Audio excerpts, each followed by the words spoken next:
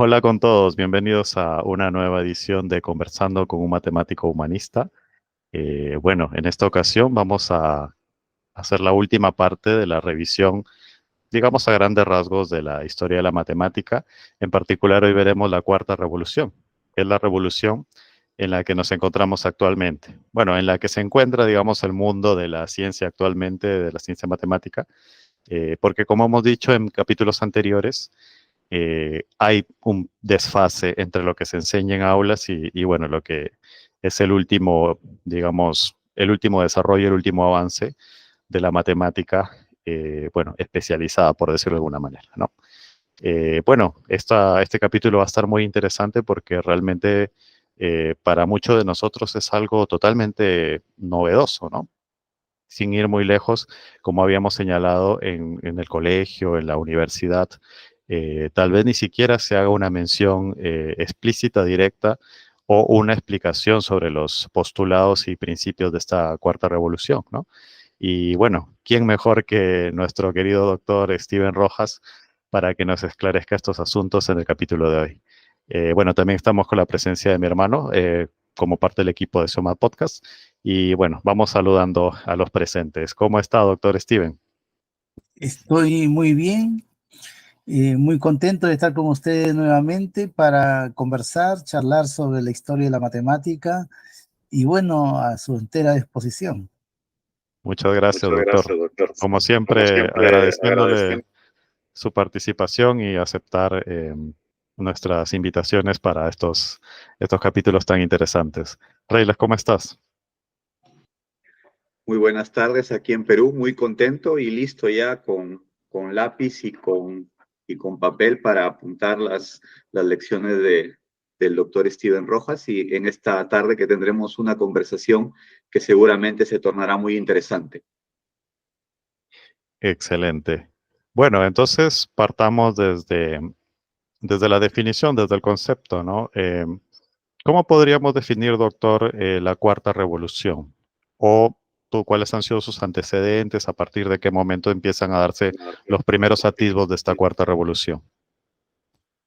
Claro, mire, nosotros ya en la conversación anterior habíamos hablado de una tercera revolución en donde se generaron nuevos mundos matemáticos, geométricos, algebraicos, una nueva forma de trabajar ya un poco más abstracta, más generalizada de las matemáticas, y que llegó hasta fines del siglo XIX, principio del siglo XX, ¿no? Donde hubo una suerte que muchos autores llaman crisis de la matemática, a principios del siglo XX, por la cual se habían manifestado algunas paradojas, contradicciones en el trabajo matemático, producto que no había estado hasta esa fecha bien fundamentada.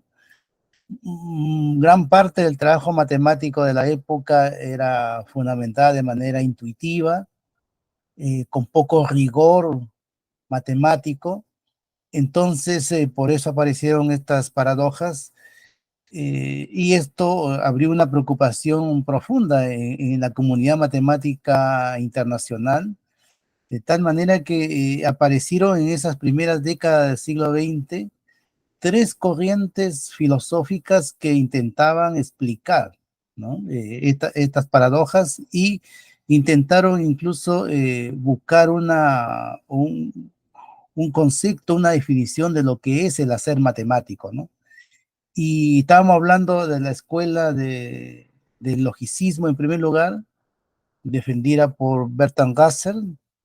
Estamos hablando también de la escuela intuicionista, defendida por uno de los matemáticos más importantes, Henri Poincaré.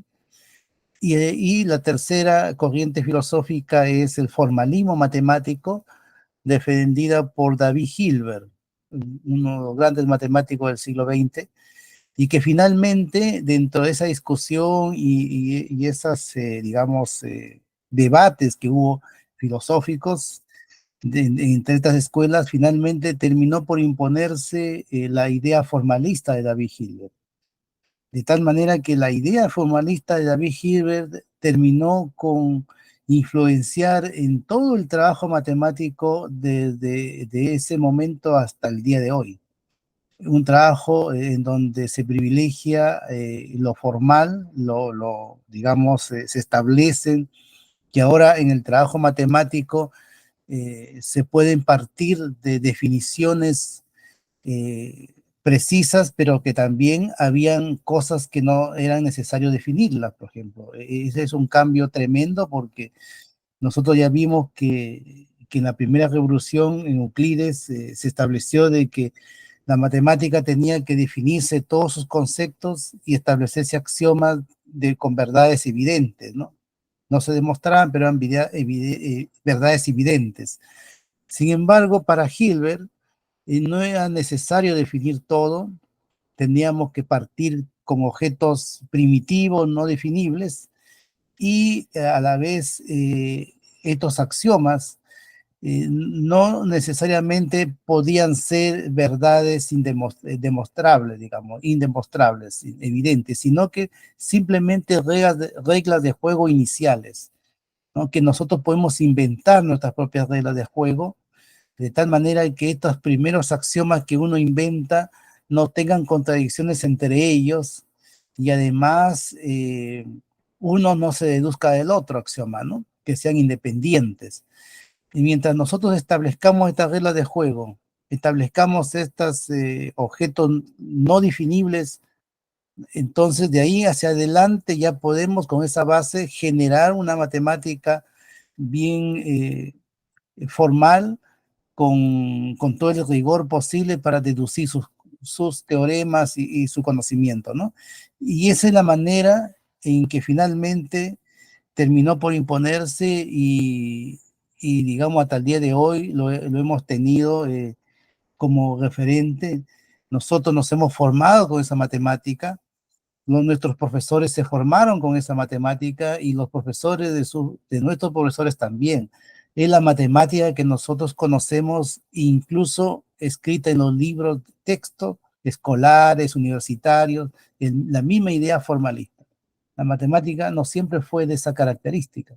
Sin embargo, hoy día todos los textos, hasta la educación, está tomado en la idea de Hilbert, en donde digamos, el estudio de la matemática se parte con lo ya mencionado, pero además, dice Hilbert, era innecesario ya conocer, por ejemplo, la historia de la matemática, era innecesario conocer filosofía de la matemática, y nosotros simplemente nos vamos a abocar a los sistemas formales que se generan con estas invenciones de axiomas, ¿no? Generando digamos, en la formación de un matemático actual un vacío. El matemático ya por muchas décadas ya no tiene formación en historia ni filosofía por ser un matemático formalista, y aún más, o sea, esa, digamos, característica que tiene hoy día la matemática ha tenido dos cosas, no, yo diría una cosa muy positiva y otra cosa bastante negativa. La cosa positiva es de que a través de esta forma de mirar la investigación matemática, en que cada uno crea sus propios mundos matemáticos, lo puede crear, lo puede inventar y puede desarrollar sus propias líneas, sus propias teorías incluso, ha hecho de que la matemática se desarrolle en las últimas décadas como ninguna otro momento en la historia. Se calcula que en los últimos 40 años se ha desarrollado más matemática que en todos los 5.000 años de desarrollo que ha tenido la matemática. Ha sido espectacular, ¿no? Muy espectacular en todo el mundo, de tal manera que se investiga en todos los países, en todos los lugares ahora. Pero ¿cuál ha sido lo negativo? Lo negativo ha sido de que este mismo trabajo matemático se ha insertado también en la educación. Entonces, desde el momento en que se insertó en la educación, más o menos a mediados del siglo XX, hemos tenido ya el problema de la enseñanza y aprendizaje de la matemática. De la manera como se presenta hoy día a los chicos, a los jóvenes, ha hecho de que todos ahora, o la gran mayoría, no tenga buenos recuerdos de la enseñanza de las matemáticas y un rechazo al estudio de las matemáticas, y eso está hasta el día de hoy. Y eso es producto de, digamos, que no se ha sabido diferenciar en lo que es el trabajo de un matemático, de lo que es la visión que tiene el matemático al trabajar su disciplina, y digamos, la función educativa que debe cumplir la matemática, ¿no? Eso yo creo que no se ha podido visualizar hasta el día de hoy. La función de las matemáticas es, en el aspecto, digamos, ya de la enseñanza, es totalmente educativa. Y esa transposición didáctica no se ve hasta este momento. Hasta este momento, en toda nuestra enseñanza primaria, secundaria y universitaria, ¿no? Se trata siempre de enseñar matemáticas así como lo aprenden los matemáticos, ¿no? Entonces, a través de problemas, de ejercicios, de cosas que probablemente un niño, un joven, no le resulta interesante, porque como se le ha desprovisto también de su historia, se le ha desprovisto de su concepción filosófica, también genera en el niño, digamos, rupturas cognitivas. Podemos conversar sobre eso, de este tipo de rupturas que se generan, y que son pocos los chicos que sí pueden manejar estos conceptos y le va bien, ¿no? Pero la gran mayoría nada. Bueno. Excelente, doctor. Me gusta mucho siempre esta relación que vamos trazando entre la filosofía y, bueno, el desarrollo de la matemática. Y en particular veo que hay un trasfondo filosófico muy importante en esta cuarta revolución. Es como un cambio de paradigma, un enfoque distinto de cómo abordar el estudio de la matemática. Pero me quedo intrigado con los otros dos paradigmas. Es cierto que terminó prevaleciendo el formalismo, pero ¿qué era lo que postulaban las otras dos corrientes filosóficas que mencionó? A ver, la corriente del logicismo de Bertrand Russell y Frege, que eran los dos matemáticos que, digamos, defendían la idea de reducir toda la matemática a aspectos estrictamente lógicos. O sea, para ellos, por ejemplo, la matemática, ¿ya? Era simplemente P implica Q, una implicación, nada más. Toda la matemática sabida hasta ese momento, ellos intentaron reducirla digamos, a cuestiones lógicas, y ahí tenían una gran debilidad, porque sucede de que la matemática, si bien es cierto, tiene un aspecto esencial que es la lógica en su trabajo, pero también hay otro elemento muy, muy importante, que es la interpretación conceptual de los objetos que está trabajando de manera lógica. Entonces, el enfoque logicista no daba explicación a eso. Entonces, aparte que tuvieron también algunas caídas, digamos, de sus fundamentos, que no inmediatamente se desechó esa idea, porque no daba explicación en sí digamos, de las interpretaciones conceptuales de los objetos matemáticos. La otra corriente, el intuicionismo, es una corriente, digamos, defendida por un gran matemático, Henri Poincaré, y en la que basa su idea de matemática en establecer objetos que tengamos que garantizar su existencia a base de construcciones, a base de establecer un mecanismo para saber exactamente, digamos, el objeto que estoy tratando de inventar, de trabajar. Muy constructivo, ¿no? Tenía también otra debilidad, o sea, nosotros en matemáticos usamos mucho la demostración por el absurdo. Mucho lo usamos nosotros, y los intuicionistas se negaban a usar ese tipo de, digamos, de demostración, y con eso, pues, una gran cantidad de teoremas matemáticos dejarían de tener validez. Entonces tenía varias cosas que no dejaban avanzar un poco a las matemáticas, porque tenían esas limitaciones, que los objetos tenían que estar construidos, por ejemplo, totalmente. Los axiomas estos de existencia no tenían valor, tenían que ser construidos explícitamente, y así, una serie de cosas que hizo que también no floreciera mayormente esa idea, ¿no? En cambio, Hilbert le dio más libertad. Hilbert sí dio validez, incluso con una extremada invención de que uno mismo pueda inventar sus propios axiomas, sus propias reglas de juego iniciales. O sea, eso ya le dio, digamos, más adhesión internacional a las ideas de Hilbert, ¿no? Claro, me imagino justamente esta, digamos, gran diferencia, ¿no? En la libertad que te puede dar tal vez el enfoque formalista frente a las limitaciones de los otros dos enfoques. Reyles. Sí, quisiera preguntar acerca de la corriente formalista. El doctor ha mencionado un aspecto positivo que es un desarrollo sin precedentes de la matemática en las últimas décadas.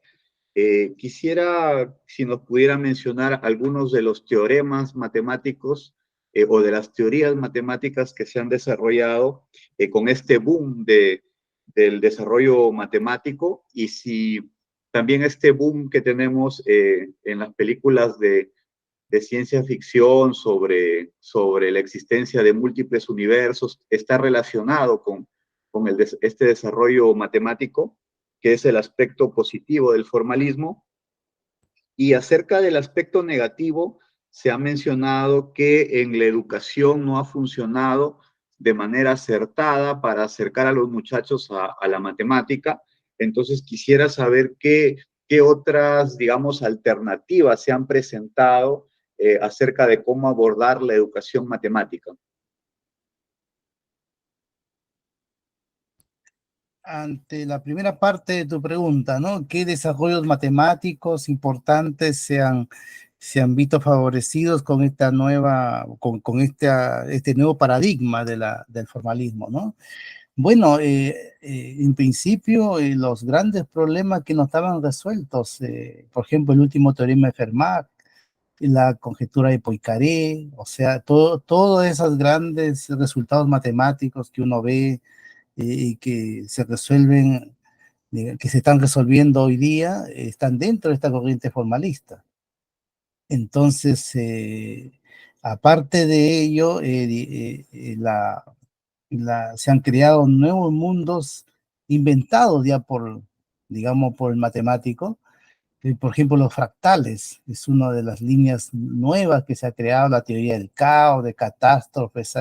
O sea, ha habido una explosión enorme, e incluso este sistema formal permite la interconexión entre dos cosas que parecieran que no tuvieran ninguna, digamos, relación, pero que se pueden tejer puentes entre ellos.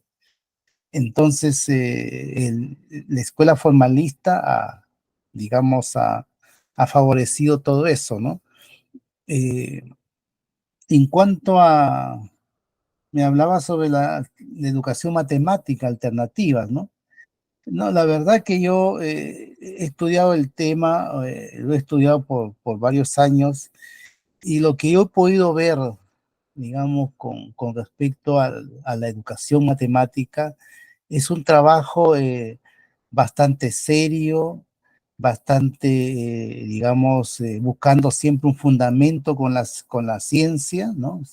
Muchos de sus resultados, digamos, lo fundamentan con técnicas matemáticas, pero no han podido solucionar el problema de enseñanza-aprendizaje. Seguimos con el mismo problema.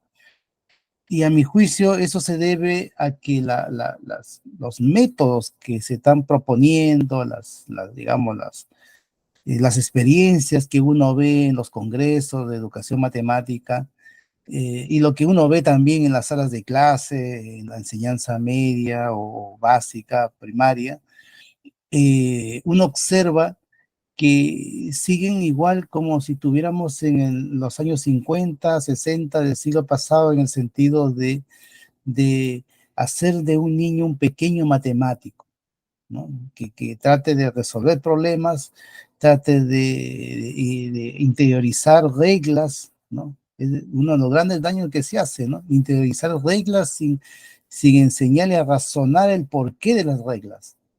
Entonces, eso de ahí eh, ha causado pues un gran problema, ¿no?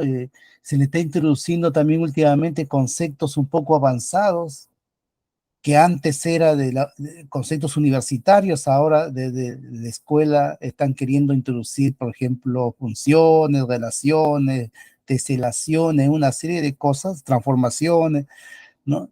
Que requiere cierta madurez para poderlo comprender y entender, pensado desde el punto de vista de un matemático, ¿no? Y al final no se entiende, el chico poco entiende, o lo entiende de manera intuitiva, sí, pero no lo logra formalizar porque son aspectos que requieren cierta madurez para comprenderlo bien.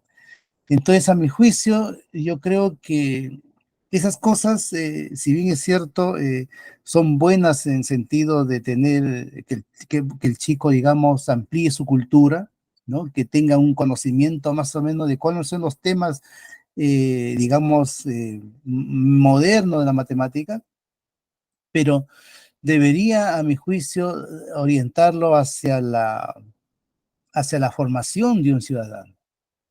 Yo siempre defiendo eso porque eso no se observa, no se ve, ¿no? No se ve hoy día, de que la educación en matemáticas se esté orientando hacia eso, ¿no? De tal forma que se ha hecho, miren, una disciplina que al terminado los 10, 12 años de estudios escolares, el joven sale prácticamente sabiendo casi nada. O sea, ni siquiera las operaciones básicas muchas veces maneja. Y sin embargo, en su programa de estudio tiene trigonometría, geometría, funciones y un montón de cosas. Entonces, eso es una cosa demasiado preocupante, ¿no? En lugar de que ese conocimiento se hubiese orientado a ser un buen ciudadano, de tal manera que él pueda, eh, de alguna forma, rescatar cosas que tiene el trabajo científico y de los matemáticos en formar una persona que tenga, por decir, principios y valores éticos, que el trabajo matemático lo tiene, que tenga empatía con sus compañeros, que sea un chico que esté informado y sepa informarse de lo que hay a su alrededor, del avance científico de su época. Entonces hay elementos culturales que detrás de todo está la matemática, pero hay que saberlo orientar, porque si no, digamos, claro, todo el mundo se va a aburrir con el formalismo matemático, porque todos no vamos a ser matemáticos, obviamente. O sea, hay niños que les gusta, no sé, pues la música, les gusta la historia, les gusta el deporte, entonces, pero todos van a la escuela para ser educados a través de la música, el deporte, la historia, no van a ser a la escuela para ser ni músicos, ni deportistas, ni historiadores, ni nada de eso. Y nosotros en matemáticas sí pretendemos que el niño le guste la matemática resolviendo problemas muchas veces artificiales, que no son de su entorno o nunca van a estar expuestos en su vida cotidiana en el futuro. Si nosotros inventáramos problemas reales de la vida cotidiana, ¿no? Entonces le enseñáramos al niño que esto se soluciona, por ejemplo, un problema financiero que uno pueda tener en la vida, ¿no? Hay que enseñar al niño la lógica matemática para poder tener una sana economía en su hogar, por ejemplo, donde él se desempeñe. Eso no está en la educación nuestra, ¿no? Y así como esos ejemplos pueden haber muchas cosas, ¿no? Y entre ellos el trabajo riguroso que también tiene la matemática, enseña de que nosotros como seres humanos, cuando lleguemos a ser adultos y entremos digamos, a la vida en sí, independiente, vamos vamos a tener dificultades en la vida, errores en la vida, dificultades, y las cosas no son fáciles en la vida. Entonces, no, esto de enseñarle a los chicos que tiene que ser lúdico, entretenido, fácil, qué sé yo, entonces eso también no lo capacita para la vida ciudadana, no lo capacita, o sea, más bien lo descapacita. Entonces, por eso que vemos a los jóvenes hoy día que ante un pequeño problema se deprimen, se van al psicólogo, no sé, hoy día hay una sensibilidad tan sobreprotegida de los jóvenes y que no está permitiendo formar un ciudadano realmente con valores, con la fortaleza para enfrentar la vida. Y la matemática orientada a esos valores puede aportar mucho en la educación, mucho. Excelente, doctor. Realmente es una reflexión que creo yo que la mayoría de nosotros hemos de alguna manera presenciado esta, digamos, enfoque, ¿no? Muchos padres a veces quieren que su hijo lleve inglés, alemán, italiano, chino, ¿no? Que aprenda matemáticas a un nivel, como usted dijo, digamos, súper avanzado. O sea, es como que hay una diferencia, ¿no? Entre lo que se pretende que un niño sea o aprenda frente a la naturaleza misma del niño, ¿no? Que probablemente se pueda potenciar algunas cualidades psicológicas en esa etapa del desarrollo que le lleve pues a dar esa o que a captar estos nuevos conocimientos en conexión con la realidad que vive, como bien señala, ¿no? Entonces, eh, es muy importante enfatizar este lado del formalismo, ¿no? Reyles. Dentro de las reflexiones que hizo el doctor, me llamó la atención algo que vemos que cada vez como que se abarcan más temas a menor edad, funciones, trigonometría, incluso en algunos casos hasta cálculo, ¿no? En algunos he visto algunos videos ya de jóvenes de educación secundaria hablando un poco de cálculo, y sin embargo vemos que también los jóvenes muchas veces no saben ni las operaciones básicas. Entonces, yo quisiera saber si el doctor recomendaría un poco reducir el temario y tratar de que se aprendan temas básicos, elementales y mejor, si sería una recomendación aceptable para el doctor. Y si es este el caso, ¿cuáles son los temas básicos que deberían abordarse en la educación elemental?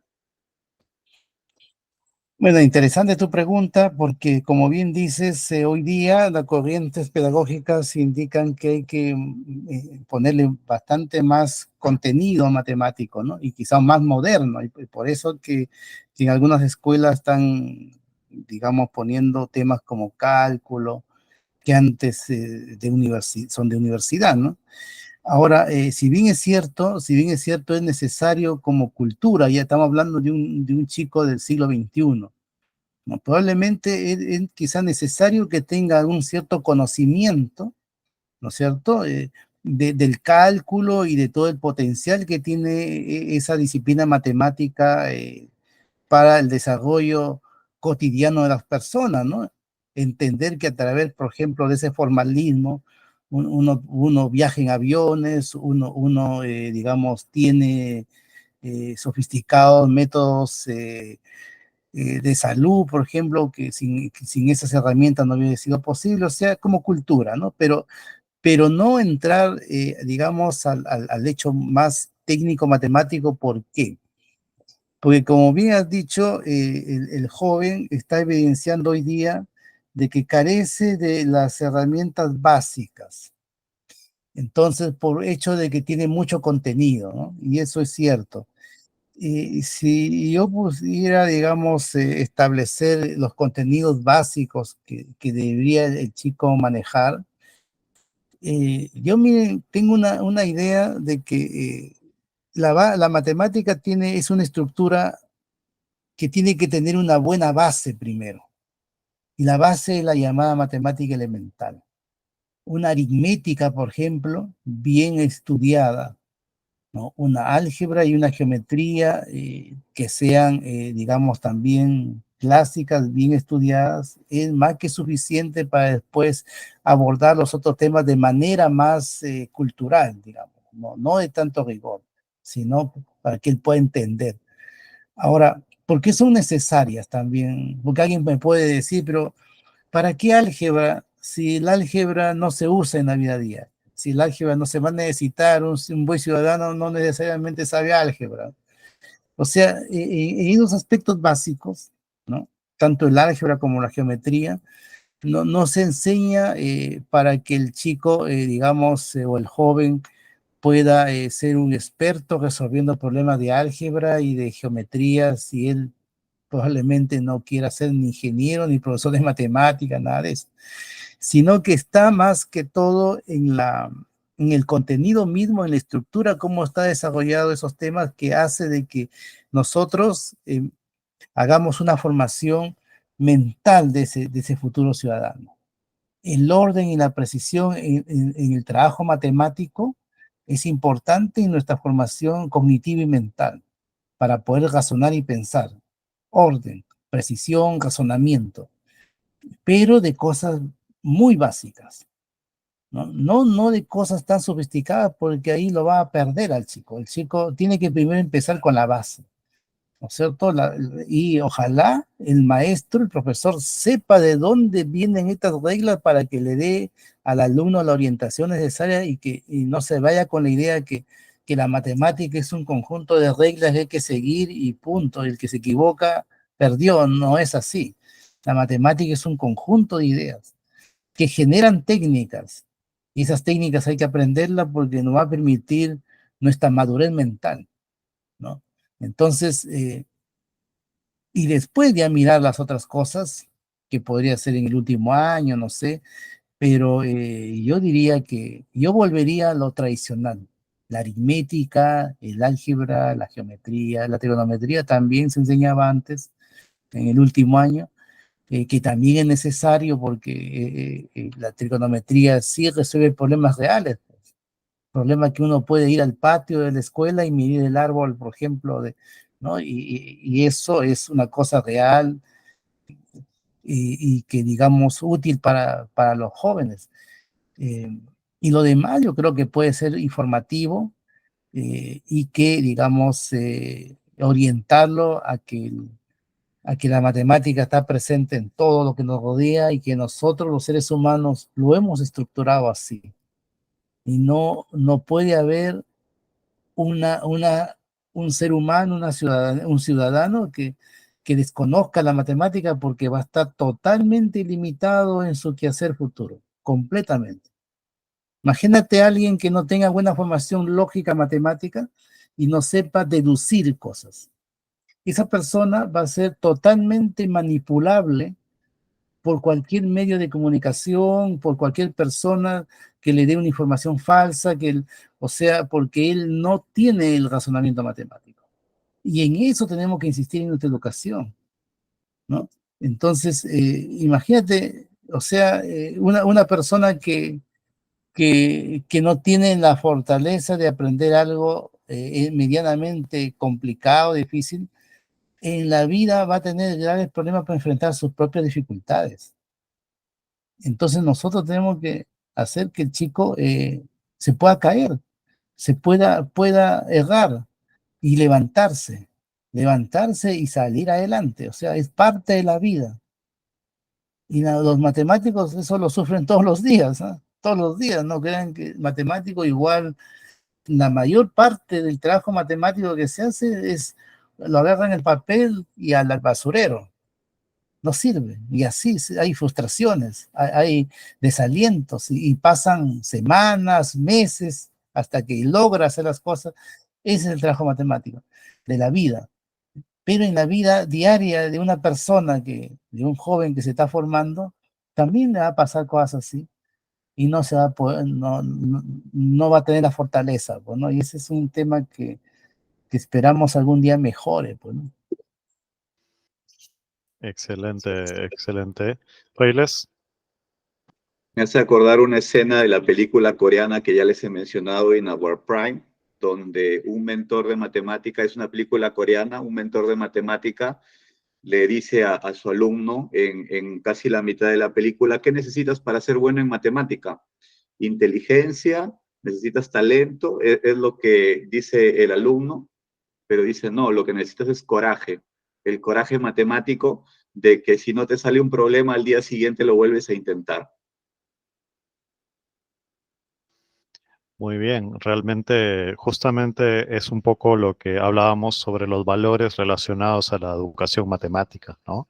La fortaleza, el trabajo en equipo, porque entiendo que también muchos desafíos matemáticos se hacen, se abordan en equipo, equipos de distintos matemáticos y muchas cosas más. La honestidad, ¿no? En la matemática las cosas son muy transparentes, ¿no? Entonces, ese tipo de valores. Y el doctor también mencionó algo muy importante, el ejercicio del criterio, ¿no?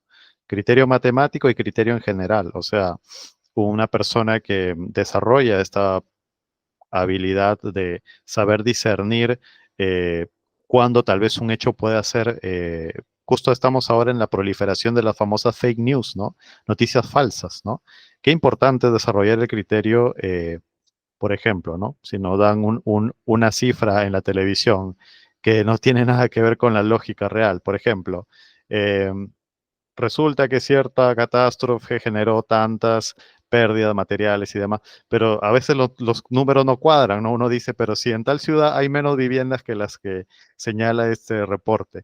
Entonces, claro, ahí justamente está el tema de hacerlo, un cálculo tal vez sencillo, pero importante para no caer en esa suerte de noticias, ¿no?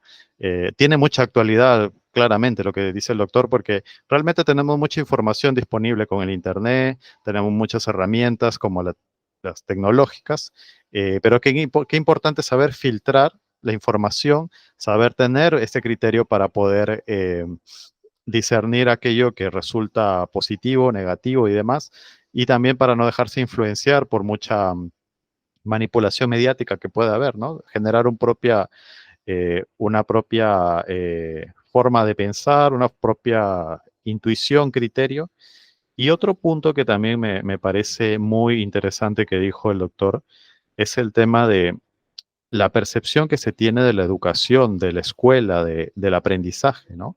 Para muchas personas tal vez escuela es sinónimo de aburrimiento, sinónimo eh, de algo que no me va a aportar y demás, ¿no? Principalmente porque tal vez se le fue enfocado de esa manera, ¿no? De que los conocimientos que va adquiriendo realmente son para sacar buenas notas y, bueno, que los padres no se enojen, ¿no? Y ya después está la vida real, digamos, como que una desconexión entre ambas cosas, ¿no? Entonces, quisiera trazar un paralelismo, si se me permite, entre la evolución de la historia matemática y la evolución del aprendizaje matemático de cualquier ser humano, ¿no? Por ejemplo, en los primeros tiempos, tal vez la conexión entre la matemática y la realidad era prácticamente natural, ¿no? O sea, tenías que contar un número de bueyes y bueno, ahí estaban los bueyes y tenías que hacer las cuentas, ¿no? O tenías que medir un área, como dijo bien el doctor, en los primeros tiempos se ayudaba esto para el pago de los impuestos, ¿no? Los que tenían, hasta el día de hoy, los que tienen más patrimonio van a pagar más impuestos y demás, ¿no? Entonces, esa suerte de ejercicios prácticos que da la misma vida, la vida misma, ¿no? Hacen que haya una suerte de conexión muy cercana entre mi vida y el ejercicio de la matemática, ¿no? Entonces, podemos decir que esa sería una manera de enfocar el aprendizaje de la matemática, enseñar a los jóvenes en sus, digamos, primeros años una matemática más como la que desarrollaron los egipcios, los asirios, los griegos, etcétera. Después ya, a medida que ya se va familiarizando con eso, tal vez pasar a enseñar una segunda revolución matemática, ya complejizando un poco el cálculo, pero ya teniendo bien sentadas las bases de la primera revolución y de esa manera ir generando una suerte de continuidad. Eso es un detalle. Otro detalle también está el hecho de la continuidad, ¿no? A veces, por ejemplo, se termina primaria y uno llega a secundaria y a veces les repiten algunos temas, ¿no? Y porque muchos de los chicos todavía no han desarrollado bien los primeros temas. Entonces hay una suerte de repetición 2 o 3 veces en secundaria, incluso se repiten los mismos temas, porque el chico, como no ha aprendido bien esos temas, se requiere una suerte de repetición que tal vez pueda ser reducida para hacer más eficiente la educación a lo largo de todo el desarrollo, ¿no? Del aprendizaje. Quisiera saber sus comentarios sobre estos puntos, doctor. Sí, mira, bien, en la primera parte de tu comentario has dado con un tema muy interesante porque efectivamente, desde el mismo hecho de que la matemática es una invención humana, entonces su desarrollo de la matemática tiene una correspondencia a través de todos estos 5.000 años con el desarrollo cognitivo que ha experimentado también, que experimenta un ser humano. Cuando un ser humano nace, ¿no es cierto? Y va creciendo en sus primeros años, según las teorías psicológicas cognitivas, se establecen de que empieza teniendo un pensamiento concreto el niño, para luego transitar a un pensamiento un poco más abstracto. El pensamiento concreto del niño tiene una correlación con las primeras civilizaciones babilónicas hace 5.000 años, 4.000 años hacia atrás, en donde el desarrollo matemático de esas culturas antiguas se basaba en resolver problemas concretos, con la diferencia de que en esa época no habían las reglas y técnicas que tenemos hoy día para resolver esos problemas concretos, pero lo hacían sí a través de razonamientos, lo hacían a través de deducciones. Entonces, si nosotros utilizáramos la historia para poder, desde esos primeros años en los niños, introducirle las operaciones, los problemas de las 4 operaciones y esas cosas, tan igual como lo pensaban los egipcios y los babilónicos, con ese razonamiento y no enseñarles reglas todavía. Las reglas es una etapa posterior. El formalismo es una etapa posterior que necesita cierta madurez mental para poder entender y manejar un objeto formal, ya. Pero en las etapas iniciales, que tenemos pensamiento concreto y queremos calcular cosas concretas, entonces yo creo que si nosotros estudiamos un poco de historia de las matemáticas, los profesores estudiaran un poco de historia de la matemática, harían ese tipo de matemática primero, ¿no? Y de paso, pues lo harían contextualizado con la época histórica que se vivía en esa época. El conocimiento tiene que ser integral, no es solamente aislado la matemática, tiene un contexto histórico, social de la época.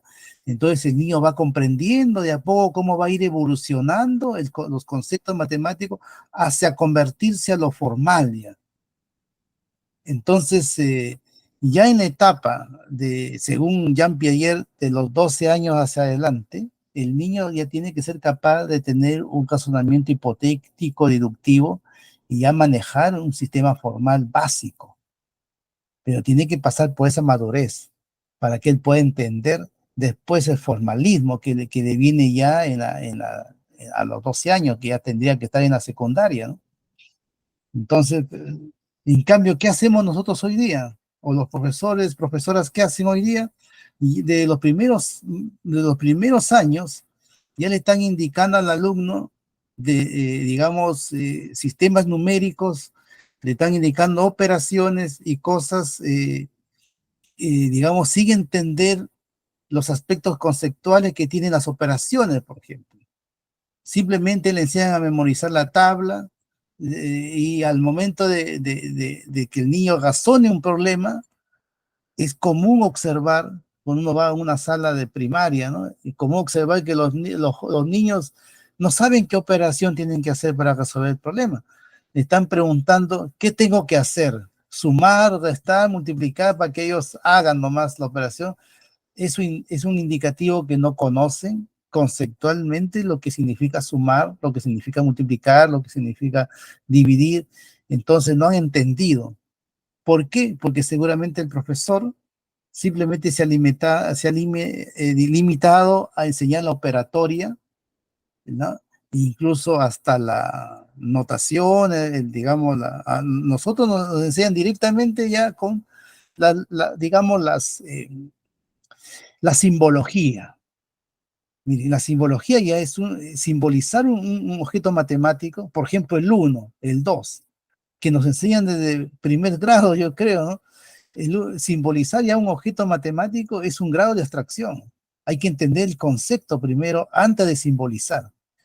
Pero al niño lo hacen simbolizar al principio. Le ponen el 1, el 2, y él no entiende qué cosa, ni es el 4, ni el 5, que va a entender operar. En cambio, si uno trabajara los primeros años de manera conceptual, ¿no es cierto? Los objetos que se van reuniendo, uniendo a través de objetos concretos, ¿no? Como lo hacían las antiguas culturas para ir entendiendo, entonces que adquiere una madurez primero. Y después viene la otra etapa, ya de representación y de operatoria, pero ya le va a encontrar más sentido digamos, al curso de matemática. Le va a encontrar sentido y le van a surgir una serie de preguntas, ¿eh? Que el profesor tiene que estar capacitado para resolver, porque el niño puede preguntar, ¿y por qué se simboliza así el 1, por ejemplo? ¿Por qué el 0 tiene que ser con una bolita y no puede ser de otra manera? ¿No? Entonces, todas esas cosas que son parte de la formación de un futuro profesor, ¿no es cierto? Que tiene que ver con historia y muchas veces con filosofía también, hoy día se ha descartado por el formalismo. El formalismo está diciendo que no, pues, inventemos nosotros mismos nuestras operaciones. Yo puedo inventar mi operación. Yo puedo inventar mi geometría. Imagínense el formalismo. Yo tengo acá, por ejemplo, tres objetos acá. Yo puedo inventar una geometría con tres objetos, diciendo que una recta son dos lápices, es una recta. O acá hay otra recta. Y así, o sea, yo puedo inventar. Pero esta situación que en la matemática ha generado lo que se llama la geometría finita, es una invención que tiene que tener cierta madurez la persona para comprender y entender. Pero esa madurez, ¿cómo se adquiere? Sabiendo bien la geometría de Euclides, conociendo bien la geometría de Euclides, y en ese sentido, pues, Euclides, cuando hizo esa geometría, imagínense, las antiguas culturas de Babilonia, estamos hablando de 3000 años antes de Cristo, 3000. Y la geometría de Euclides son 300 años antes de Cristo, significa que son 2700 años de pensamiento concreto de la matemática para llegar al formalismo de Euclides. Y nosotros, a los niños de hoy día, le enseñamos el formalismo de Euclides desde que están en el primer grado. ¿Se dan cuenta? No, o sea, los 2500 años quedaron en la nada y de frente nos vamos a formalismo. Entonces, ¿cómo no va a haber problema de aprendizaje de la matemática, de entender la matemática? Por supuesto que va a haber, ¿no? Y bueno, habría más que comentar, pero yo creo que en cuanto a la otra parte que anoté acá, la repetición de los temas, parece que habló Denis, ¿no? Es cierto, y no solamente en matemática, la historia también te lo repiten, en secundaria también te lo repiten y así, ¿no? Eso, digamos, es una mala práctica porque sucede de que no hay estándares para pasar de un grado a otro. No hay estándares, no hay como en otros países una prueba que indique qué es lo mínimo que tiene que tener un niño para pasar de un grado a otro, de conocimiento básico. Entonces, como no hay eso, entonces hay falencias en los grados superiores, ya no va a conocer lo que ya lo habían enseñado, tienen que volverlo a recordar y todo. Entonces es una falencia que ojalá algún día se supere, ¿no? Pero lo he visto no solamente en matemática. El chico termina la secundaria y no sabe de historia casi nada. De historia, que se supone que la historia tiene, digamos, una forma de estudio distinta, ¿no? Más narrativa, más de lectura que la matemática, que tiene que tener, aparte de lectura, tiene que tener también escritura con lápiz y papel, ¿no? Entonces, aún así, el chico no lee, no estudia. ¿Y saben cuál? Una de las cosas que ha sido negativo para el aprendizaje es las, las nuevas tecnologías que hay ahora. Está incapacitando a los jóvenes. Por ejemplo, hoy día en historia, usted le preguntan, a ver, la Revolución Francesa, hágame un ensayo. El chico lo hace en 10 minutos, porque ya no va a bibliotecas, ya no lee libros, ya no hace resúmenes, ya no, no, ahora va la inteligencia artificial y lo hace pues en un par de minutos. Entonces, los elementos cognitivos que se pierden al hacerlo en 1 minuto, 2 minutos, con respecto a lo que antes uno tenía que ir a las bibliotecas, leer libros, ¿no? Y aprender a hacer resúmenes uno. Tenemos que aprender eso nosotros como humanos para que después podamos decir a la inteligencia artificial, hágame esto. Pero si nosotros no hacemos ese trabajo inicial, o sea, la verdad que no estamos consiguiendo nada, no estamos aprendiendo, no estamos haciendo un fraude en educación, así, un fraude. Entonces ahí hay un tema, pero grande que debatir, ¿eh? Excelente, excelente, doctor. Muy claro, como siempre, en sus explicaciones. Reyles. Sí, también se ven muchachos que están ya incluso terminando la universidad, perdón, terminando la secundaria o primeros años de universidad y también se ve que tienen poco manejo de las operaciones básicas. Eso se ve inclusive a día de hoy, que ya terminando la secundaria no manejan sus operaciones básicas, no manejan, digamos, el formalismo, pero quizás es que ya se les fundió desde las primeras etapas del desarrollo de su pensamiento y generaron un rechazo hacia la matemática y posiblemente un rechazo que ha sido alimentado también por sus familiares, que decían, yo también con las matemáticas lo pasé fatal. Entonces, yo quisiera preguntar acerca de los otros chicos, los que generan, digamos, tienen un talento natural o incluso motivado desde casa por la matemática, ¿no? Estos chicos avanzados, digamos, que captan rápidamente, también hay que tener cierto cuidado en el aprendizaje de ellos, ¿no? Yo podría poner una analogía futbolística, ¿no? Un muchacho puede ser talentoso, pero si se le presiona demasiado, si se le pide cosas a temprana edad que todavía no puede dar, entonces incluso se le puede quemar hasta la carrera. ¿Cómo digamos, trataría usted la educación de estos chicos avanzados que digamos, entienden los conceptos básicos y que incluso tienen esta ansia por aprender más y más? Muy buena tu pregunta porque es algo que me lo han preguntado muchas personas y porque fíjate que los padres de familia y la sociedad en general, los familiares en general, quieren que esos niños terminen en la universidad, ¿no? Y necesitan que, bueno, tengan desde la escuela formación matemática, física, a ver si pueden estudiar medicina, ingeniería, qué sé yo, ¿no? Eso digamos, es una cosa que yo siempre he cuestionado porque yo siempre he dicho, para tener éxito en la vida no es necesario estar en la universidad. O sea, hay gente que tiene éxito y no, nunca pisó la universidad. Lo importante es ser competente y bueno en lo que uno hace. Entonces, eso es lo más importante. Y para eso hay que entender de que el niño hay que dejarlo que él pueda descubrir lo que realmente le apasiona y lo que lo puede hacer feliz y lo va a hacer competente en el futuro. Ahora, con respecto al talento matemático que muchas veces se observa, ¿no? Yo diría una cosa, voy a hacer un paréntesis. Si nosotros privilegiamos el talento matemático, ¿no es cierto? Supongamos que, bueno, yo sé que en el Perú hay estos colegios preuniversitarios, ¿no? Que ya lo van poniendo al chico desde la primaria ya orientado para que vaya a la universidad, ¿no? Y supongamos que tengamos un niño que talentoso, bueno, que le salen todos los problemas, ¿no? Un chico con alta capacidad. Eso de ahí no garantiza que sea un buen ciudadano, ¿no? Y ejemplos tenemos. Alejandro Toledo.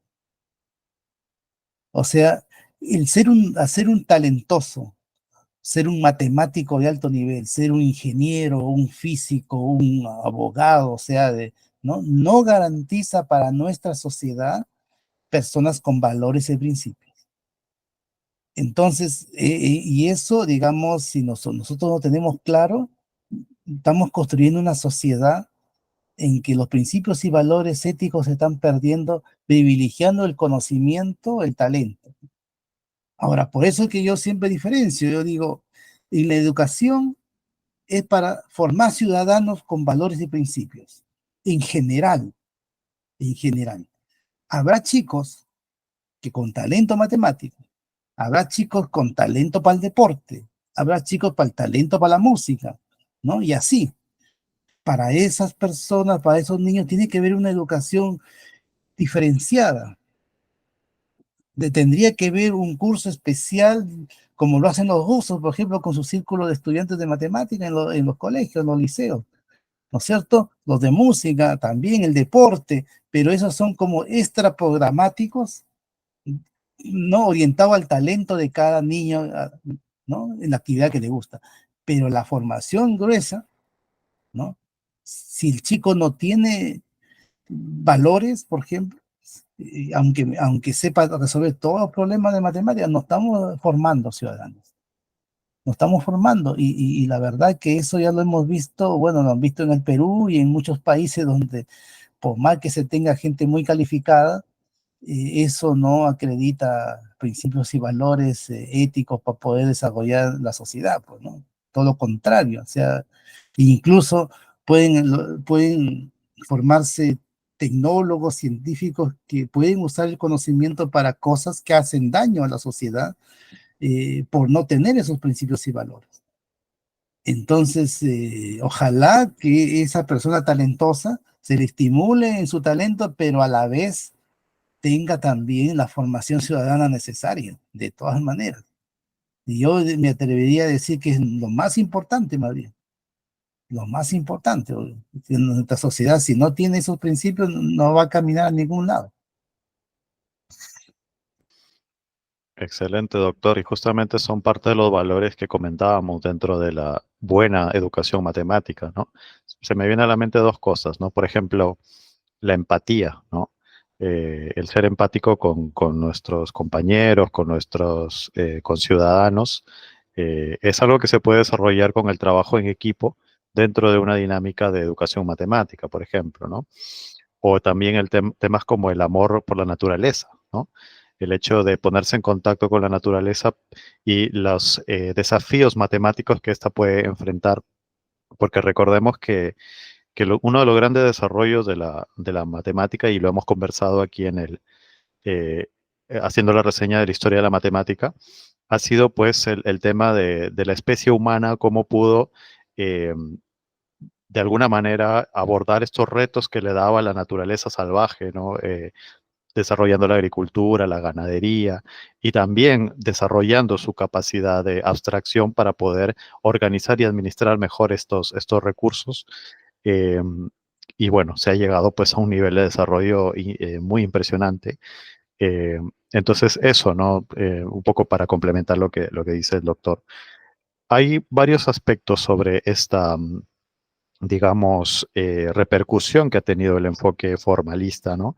Pero si pudiéramos ver tal vez los orígenes, ¿hay alguna corriente filosófica tal vez de inicio del siglo XX que haya generado este deseo de llevar al formalismo más allá de los límites que le corresponden? Porque hemos dejado muy en claro que el formalismo, dentro de su ámbito, de los matemáticos especializados, ha llevado pues a un desarrollo sin precedente de la matemática, ¿no? Pero tal vez ha habido un afán de querer llevarlo a lugares donde ya no van a dar tan buenos resultados, como tal vez la educación de los pequeños, ¿no? Entonces, estamos hablando tal vez de alguna influencia de una corriente que estuvo mucho en boga en el siglo XX. Sí, sí, por supuesto, y no solamente el siglo XX, ya venía del siglo anterior la corriente del positivismo lógico. El positivismo lógico tuvo una influencia tremenda en el desarrollo matemático hasta el día de hoy, ¿no? Pero este positivismo lógico que abogaba por la ciencia y su desarrollo y de manera muy rigurosa y formal, eh, todavía en esa época la educación no era masiva, era muy elitista, y eso hay que tener en cuenta el contexto, ¿no? Un elitismo donde poca gente se educaba. Se estima que en el siglo XX, a principios del siglo XX, solamente el 20% de la población sabía leer y escribir. Por lo tanto, estar ya como matemático, físico, así era una élite intelectual muy reducida. Entonces, nunca se pensó de que todo ese conocimiento que se estaba generando iba a ser después trasladada a una amplia población ya en el siglo XX. Entonces, por eso que al principio del siglo XX no había problema de enseñanza-aprendizaje como problema como tenemos hoy, porque simplemente la gente, la mayoría no sabía ni leer ni escribir. Peor en el siglo XIX, XVIII, o sea, ahí la gente se educaba en sus casas y con sus padres, y si los padres sabían escribir, leer, le enseñaban algo, salvo que tuvieran dinero para tener profesores particulares o escuelas privadas que siempre ha existido, ¿no? Entonces, en ese sentido se empezó a gestar esta corriente formalista, elitista totalmente, y yo te puedo asegurar que hasta hoy día la academia en general es elitista totalmente, hasta hoy día. Pero hay una componente que nació ya a las primeras décadas del siglo XX, que es el tema de la masificación de la educación. Una masificación que digamos, hizo repensar en ese momento a los que enseñaban en los liceos, en los colegios, cómo debemos nosotros ahora enfrentar esto, ¿no? De masificar. No tenemos los profesores necesarios, eran muy pocos, demasiado pocos para masificar. Entonces eso de ahí generó en los años 40, 50 del siglo pasado congresos internacionales para discutir este tema, ¿no? Discutir el tema, cómo vamos a enseñar, cómo vamos a lograr, digamos, de que se aprenda esto que hacemos los matemáticos, decía en esa época, ¿no? Entonces, justamente ya en los años 50, proliferó en Europa, mira, un grupo de matemáticos que yo creo que después de Hilbert han sido los culpables de todo este tema, ¿no? Este grupo de matemáticos franceses, que era en ese momento los matemáticos más importantes del mundo, digamos, ¿no? Y reconocidos hasta el día de hoy. Esos matemáticos franceses eran jóvenes en ese momento, pero que formaron un grupo llamado Bourbaki, famoso grupo Bourbaki. Ese grupo ya se propuso hacer una especie de similitud con los elementos de Euclides, pero ya escribir en el siglo XX, ¿ya?, la matemática que ellos manejaban, una especie de una enciclopedia grande, ¿no? De que lo trabajaron hasta los años 70, ese grupo. ¿Y cuál fue el tema? ¿No? Que ese grupo fue tan influyente sus textos que ellos escribieron, que se empezaron a generar literatura matemática ya basada en esos textos, con ese enfoque, con ese formalismo, con esa rigurosidad, todo. Y esos mismos personajes fueron los que fueron invitados para estos congresos de educación, porque eran, como se dice, la cumbre del conocimiento matemático. Los profesores querían escuchar de ellos cómo se debería enseñar la matemática. Y muchos de ellos llegaron, incluso algunos congresos se hicieron en Sudamérica, en Europa, llegaron. Y lo primero que estos señores dijeron es que hay que eliminar Euclides, hay que eliminar la matemática básica, elemental, y hay que enseñarle a los jóvenes la matemática moderna. Se empezó a llamar matemática moderna ya en los años 70. Entonces, ¿y qué hacemos para formar profesores? Ahora, tenemos que generar, y se empezó a generar en esos años 60, 70, en varios países, incluido el Perú, cursos de capacitación, para introducirle a los profesores la teoría de conjuntos, por ejemplo, que era la base donde los Bourbaki habían estructurado toda la matemática con teoría de conjuntos. Entonces empezó a hacer toda una campaña así en esos años para formar profesores, pero ¿qué pasa? Que la teoría de conjuntos estimados, no es fácil de aprender para alguien que no tiene madurez matemática. Entonces, esos cursos de capacitación que fueron hechos en esa época, los profesores poco entendieron y poco asimilaron. Y yo te digo eso porque yo mismo fui producto de, cuando era niño, fui producto de esa educación llegada de la matemática moderna, donde mi profesora, por ejemplo, de primaria, no tenía idea de lo que era un grupo, una estructura, y tenía que enseñar ese tipo de cosas, en donde enseñaban más bien a memorizar a los alumnos, ¿no? A memorizar cosas. Entonces, desde ahí vino toda una debacle de nuestra educación. De ahí, ¿a quién le va a gustar la matemática? Sí, entonces, eh, fue terrible, y yo creo que sus secuelas llegan hasta el día de hoy, pues, ¿no? Hasta el día de hoy, o sea, eliminar Euclides, eliminar toda esta matemática que nosotros llamamos elemental y ya introducirlo a través de conceptos modernos, ¿no?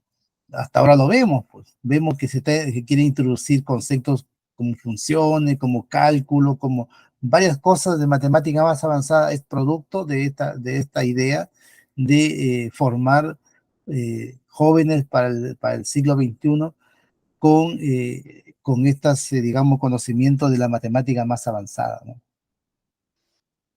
Excelente, doctor.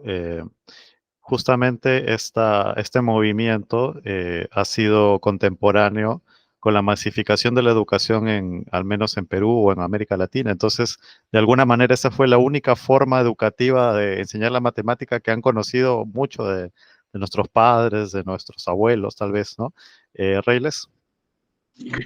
Quisiera saber, doctor, cuál es, digamos, la relación de este formalismo matemático, este positivismo que usted está hablando, con el último artículo que he escrito, que lo he estado leyendo, sobre saber matemática o hacer papers, si hay alguna relación, y si no la hay, al menos que nos comente un poco su último artículo acerca de esta tendencia a publicar casi compulsivamente los papers para ganar, digamos, ascenso en la carrera académica, pero no necesariamente con una profundización en el conocimiento matemático.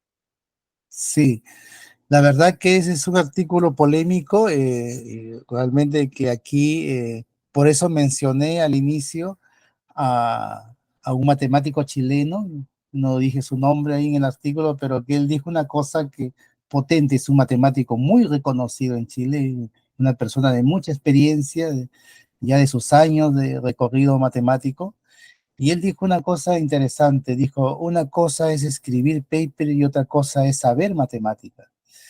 Y dijo, recomendaría a los jóvenes que primero se dediquen a saber matemática y después se dediquen a escribir paper. Él lo dijo porque en el contexto actual la academia, digamos, privilegia mucho la producción, la investigación, que se traduce en publicar artículos de investigación y ojalá en revistas de impacto, ¿no? Y en matemática es complejo y difícil, ¿no? Es muy distinto investigar, por decir, en temas como experimentales o en temas de educación, donde uno puede, no sé, pues ir a un liceo, a un colegio y establecer, digamos, que bajo una metodología puede haber aprendizaje o no en ese contexto. O sea, es investigación y conocimiento igual. Pero otra cosa es inventar nueva matemática universal y que otro ser humano del mundo no lo haya hecho antes. Necesita una alta formación para eso, años, ¿no? Y no todos los que terminan un doctorado después siguen investigando, porque es muy complejo, ¿no? Por lo menos hasta hace poco la formación era así, de un matemático. Pero últimamente, por el hecho también de que el sistema, digamos, requiere de las universidades más y más investigación, entonces se ha tenido que buscar un mecanismo para poder producir más y que los jóvenes ojalá se doctoren más rápidamente y puedan producir. Y el formalismo matemático digamos, lo puede establecer porque uno mismo inventa sus cosas, como ya había manifestado. Entonces, uno puede inventar cosas que quizás no tengan una trascendencia, pero lo importante para el formalismo es que que sea publicable en una revista, aunque eso no tenga mucha importancia dentro de la matemática, pero ahí va creando una línea él que probablemente pueda tener algún uso, no se sabe, pero en general, eso se puede hacer muchas veces con poca formación matemática hoy día, ¿no? Hoy día la formación es más ultra especializada, porque está dirigido a que la persona investigue un tema muy puntual y muy especializado. Y se olvida de que esa cosa muy especializada tiene áreas anexas y profundas que necesita conocer antes de profundizar. Entonces, ¿cuál es el problema? De que al ser muy ultra especialista, digamos, no hay una visión de que lo que es realmente importante y trascendente en su misma línea de investigación. Está muy limitado. En cambio, si él tuviera una base, como tienen estos matemáticos ya más antiguos, formados, la vieja escuela, como se dice, tenían una formación incluso de varias áreas de la matemática que ellos estudiaban de manera, en los primeros cursos de doctorado, por ejemplo, ¿no? Áreas diferentes, pero que después todo eso ayuda para que tenga una visión digamos, de buscar y detectar y capturar los problemas importantes de su área. Entonces, todo eso se ha perdido porque requiere muchos años, mucho esfuerzo y probablemente poca gente pueda lograr eso, ¿no? En cambio, si uno lo ultra especializa, uno lo dirige directamente a resolver problemas concretos de otros señores que han propuesto, entonces se puede producir más. Y ese es el problema que se detecta hoy día, ¿no? Es una yo diría, las falencias del formalismo. Y eso yo conjeturo que nos podría llevar en el futuro a una quinta revolución matemática, donde ya no se haga matemática por hacer matemática, ni teoremas por hacer teoremas, sino que se privilegie los problemas relevantes que hay en el área matemática y que esos problemas relevantes se intenten resolver. Entonces ahí va a haber menos matemáticos que producen tanto paper, pero va a haber conocimiento ya más contundente. Entonces eso quizás para una quinta revolución no estamos todavía en eso, ¿no? Así que esperamos verlo algún momento, o si no, pues bueno, yo lo pretendo escribir todas estas ideas para que quede, ¿no? Excelente, doctor. Tenemos acá un precursor de la quinta revolución, realmente un gran honor y es claramente una necesidad, creo yo, ¿no? Porque tiene que haber una suerte de jerarquía de temas que se deben abordar según eh, no sé si llamarlo necesidad, pero más bien importancia, ¿no? Porque también hemos hablado que no son, digamos, prioritarios los temas de utilidad práctica e inmediata, pero sí temas que abordan problemas más relevantes que otros. Entonces, creo que al menos el doctor ha sido muy claro con ese punto. Está realmente muy interesante justamente le iba a consultar sobre hacia dónde cree que se podría dirigir una tercera revolución, ¿no? Eh, sí, bueno, básicamente, ya un poco para redondear, la verdad que como siempre las conversaciones son muy dinámicas y fluidas y muy interesantes, claro que sí. Eh, Hablemos un poco ya desde el terreno de la evolución matemática, la historia de la matemática. Tal vez unos dos o tres hitos importantes que ha dejado la cuarta revolución, ¿no? Viendo, digamos, los lados positivos, ya nos comentó que generó pues una evolución tremenda en términos de hallazgos, de resolución de grandes problemas e incluso de planteamiento de nuevos problemas, ¿no? Entonces, para resumir, doctor, ¿cuáles cree o qué serían los principales hitos de esta última revolución? Mira, yo creo que uno de los hitos muy importantes de esta cuarta revolución es esa tendencia a la unidad de la matemática. La matemática, mira, es quizá la única disciplina que se habla de las matemáticas, que no lo hacen los biólogos, ni los químicos, ni otras profesiones, porque a pesar de que un biólogo puede estudiar, uno puede ser botánico y el otro puede ser, digamos, estudiar los animales, por ejemplo, pero todo es biología, ¿no? Hay una característica común, pero nosotros en matemática, siempre cuando decimos álgebra, geometría, trigonometría, qué sé yo, lo vemos como parcelas aparte y que creemos que hay distintos tipos de matemática y creemos de que muchas veces no hay conexión, no hay, digamos, puentes y que entonces el formalismo ha permitido ahora generar ya unificaciones importantes en la matemática, de temas muy avanzados y abstractos, ¿no? De esos temas. Entonces hay un programa, un famoso programa llamado Erlang de un profesor Robert Erlang, que está, digamos, trabajando con un grupo de matemáticos de diferentes países, ¿no? En esa unificación, en ese intento de buscar, digamos, puentes y poder ya hablar de una matemática única como disciplina, ¿no? Entonces, en ese aspecto yo creo que es lo más importante, ¿no? Y lo otro que resaltaría también es que a partir del formalismo se ha podido ya resolver conjeturas que son relevantes e importantes en la matemática y que justamente esa conexión de puentes de distintas disciplinas ha hecho resolver estas conjeturas, ¿no? Eso es una cosa que es muy relevante, ¿no?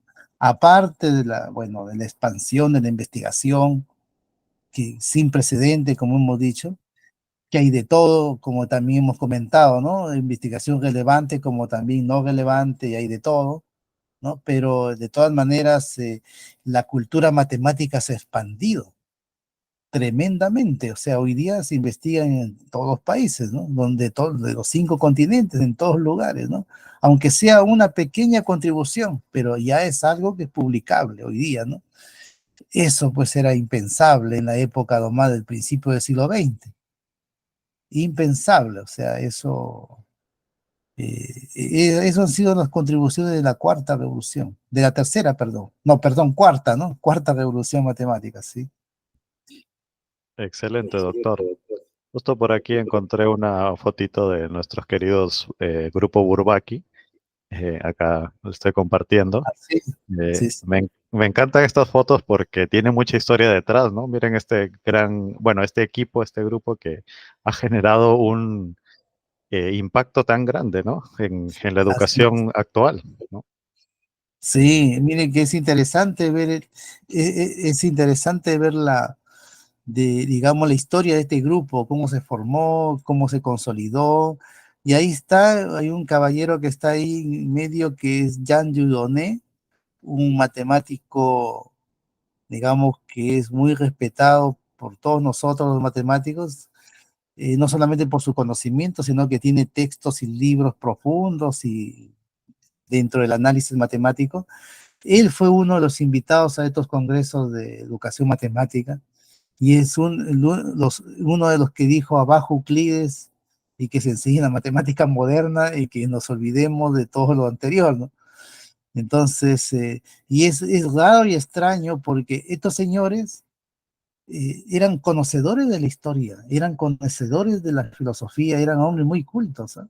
Para hacer la matemática que hicieron, tenían que tener esa cultura y esa formación.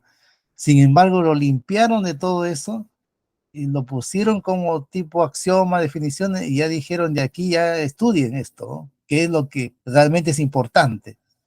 Pero se olvidaron de que para realmente asimilar eso, así como lo hicieron ellos, se necesitó una cultura matemática previa para eso, ¿no? Entonces ahí yo creo que no pensaron ni en los niños ni en los jóvenes. De hecho, la matemática nunca se inventó para educar, nunca. O sea, por eso ellos pensaron así, ¿no? Pero ellos no eran educadores, no eran profesores, no tenían esa función social, nada.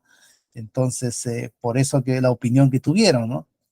Pero digamos, muy interesante ver la historia y ahí todos estos señores que están ahí sentados son gente que ha hecho teorías matemáticas ¿no? Y sus textos han sido, muy, están en todos los departamentos de matemáticas. Yo lo tengo acá en mi oficina, lo tengo en la colección acá, y son textos duros de leer, ¿ah?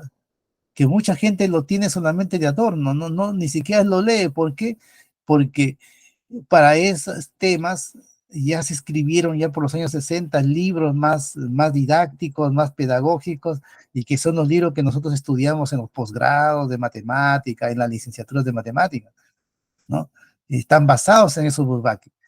Pero leer un libro Bourbaki nos conecta con la historia, nos conecta con realmente los fundamentos de la matemática contemporánea, los fundamentos. O sea, es una cosa preciosa y valiosa, así que algún día pretende escribir sobre esos temas, ¿ah? Excelente, doctor. Bueno, y con esto finalizamos ya esta nueva entrega.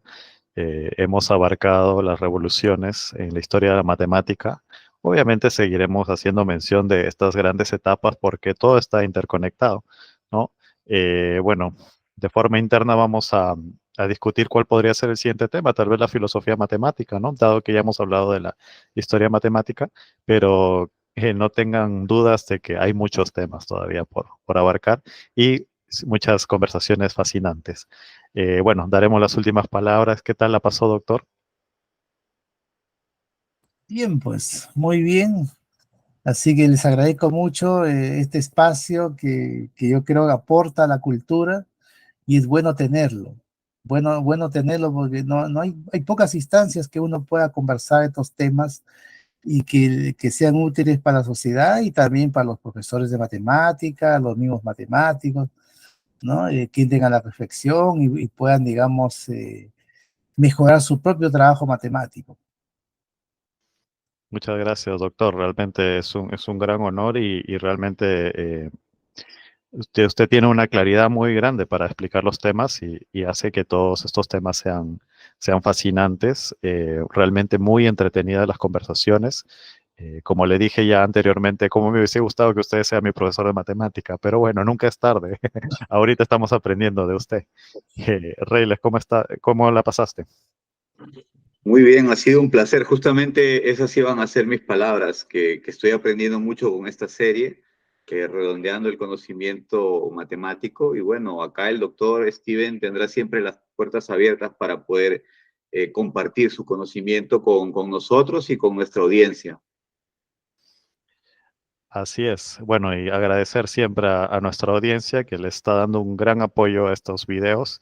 Realmente creo que comparten en gran medida esta fascinación por estos temas que nos atañen a todos. Todos los seres humanos tenemos esa historia común, ¿no? Esa historia, eh, digamos, de desarrollo, ¿no? De la matemática y de desarrollo como especie humana, ¿no? Es algo que compartimos todos y que es importante conocer para, como bien dijo el doctor, ser mejores ciudadanos y también para tener una educación pues de calidad, ¿no? Recuerden compartir con personas que les gusten también estos temas y también dar like o bueno, me gusta y suscribirse, que eso nos ayuda mucho a divulgar este tipo de información. Bueno, y espero que la pasen muy bien. Hasta luego. Bueno, hasta luego.